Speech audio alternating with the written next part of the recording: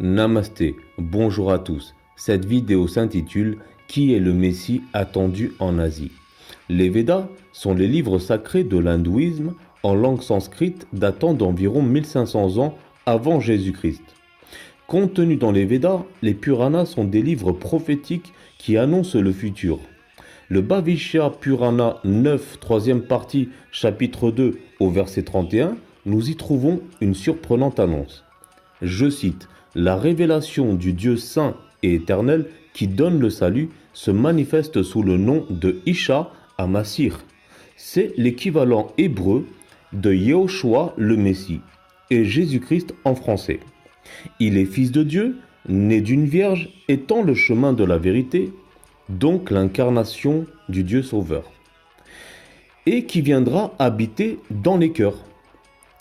Selon le Bhagavad Gita, Dieu n'accepte pas le karma, qu'il soit bon ou mauvais, en ce qui concerne la rédemption de l'âme, même par des millions d'actions, seulement par le moyen du Purusha Prajapati, c'est-à-dire le sacrifice de Dieu, afin d'atteindre moksha, c'est-à-dire la vie éternelle. Dans le Rig Veda 10, nous avons une description du sacrifié, notamment qu'il devait être crucifié et couronné d'épines, sachant qu'aucun dieu ou avatar hindou n'a rempli ces caractéristiques.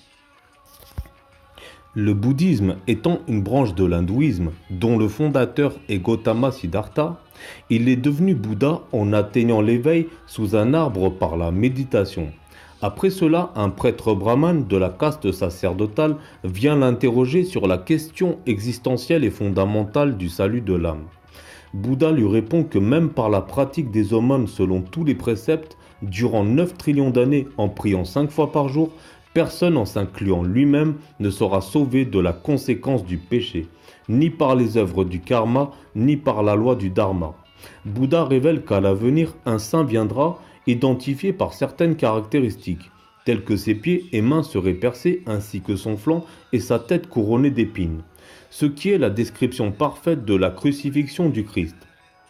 De plus, ce saint vous transportera au paradis en inaugurant une voie nouvelle et ne faudra plus suivre l'ancienne voie. Il vous donnera un nouvel esprit qui descendra du ciel pour habiter dans votre cœur. Ce manuscrit qui contient les paroles de Bouddha, nommé le bateau d'or, est conservé dans un musée en Thaïlande. Bouddha ne put ressusciter le fils de Kisagotami et mourut empoisonné comme Muhammad, tandis que Jésus a ressuscité de nombreuses personnes et a ressuscité lui-même en vainquant la mort. L'enseignement de Bouddha consiste en 4 nobles vérités.